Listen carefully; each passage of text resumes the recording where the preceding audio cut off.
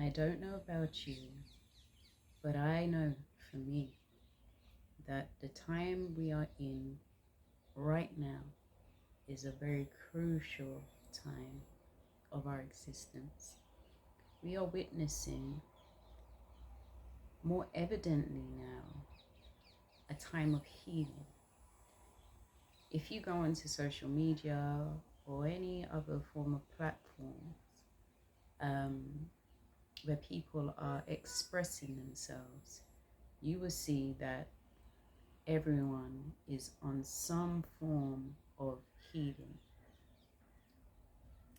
And it's a good thing to see, but also it can be very disruptive if you've already passed those stages. I say this because I began my self healing journey in 2009, and this was due to having surgery. And after the surgery, I ended up getting an infection. And what that did for me was make me sit with myself and make me go back into time to spot and retrace my steps to see when I started going wrong in my life. Because I believe that that was a sign of punishment or some form of disobedience in the way in which I was living life. Now, I'm someone who classes themselves as God fearing. Ever since I was a child, I know that God has their eyes on us, but He knows each individual because we belong to Him, right? So, having that thought and that knowing, um, and believing that what you are doing in life is right. But if you know that how you feel inside is not, your lifestyle is not matching that, then you've got to take the responsibility to retrace your steps and to think to yourself, well, where am I going wrong?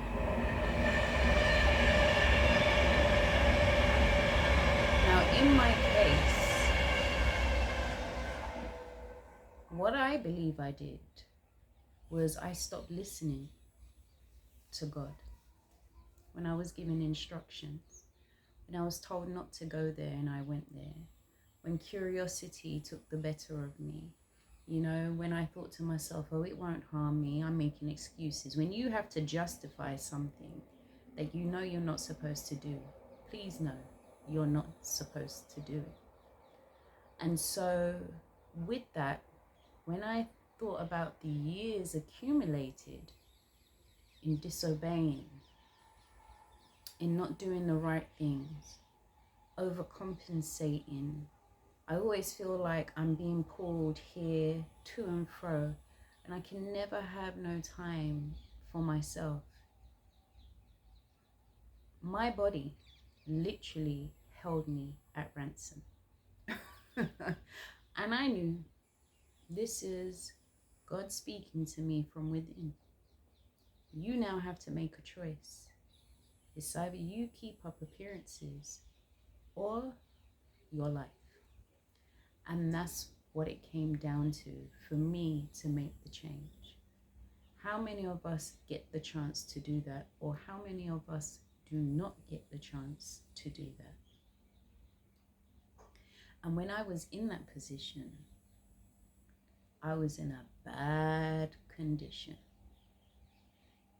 So what I'm saying here is we must be grateful for each and every day that we wake up and we are able to move around as if nothing is wrong with us. Breathe easy, sit comfortably, do the small things that we take for granted, because I guarantee you someone out there, it's a struggle for them to just do the simple things. It's a struggle for them to get up out of bed and just turn to get out of bed so that they can adhere to nature's call. You know, it's a struggle just to sit up, to pick up a fork or a spoon and be able to feed themselves. We've got to think about those who are unable to do for themselves and be grateful that we can actually do for ourselves. I think about what I said about I'm going to do my best to get certain things done in life. And if I don't make it, I'm grateful that I was a part of it. Those were my words. Whether or not I said it in vain at the time, I meant it. I was just grateful to still be around, but it wasn't easy. And so I say it now, I'm taking life in the slow lane. I'm not allowing no one to belittle me. I'm not allowing anyone to make my life seem less important in their eyes. And to be honest, no one can gain that form of access to me to even try that.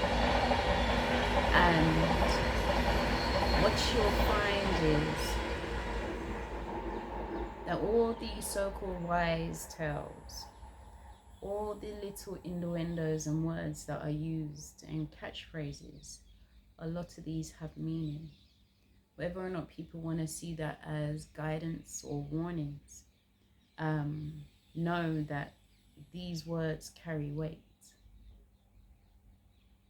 And a sentence that I want to give you is that life is precious. That today is the only day you have. And once today has passed, that's it. And so we must do more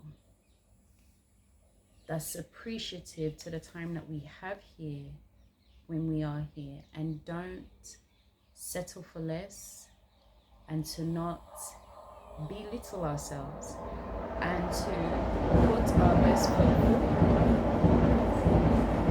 Because when you think about the greatness and the space in which we occupy, life, the rotation of the stars, the moon, the sun, the way in which the weather exchanges and changes, the way in which nature reminds us that there is actually a beginning and an ending, we have to understand the magnificence of the Creator who created this for us. And so us knowing that we too are part of the creation, why would you want to keep that refrained? Why would you not want to express that? Why would you not want to share that in its magnificence, in its best form? So part of what I'm saying is we don't do ourselves enough justice when we decide to live life at a deficit. We do not see or know our full potential because we don't position ourselves to be in that right space or right spot in order to explore that potential. And so part of me doing all of this backlog is me coming to an understanding of just who I am and why I'm here. And there's a saying, blessed is he who finds his purpose in life. And, you know, just with all the guidance that I ask for, I pray that I too am gifted with the right guidance to find that purpose. I know my character. I know my attributes. However, I want it to multiply now. And so should you. So I'll leave you with that. I don't know if it makes sense, but it makes sense to me.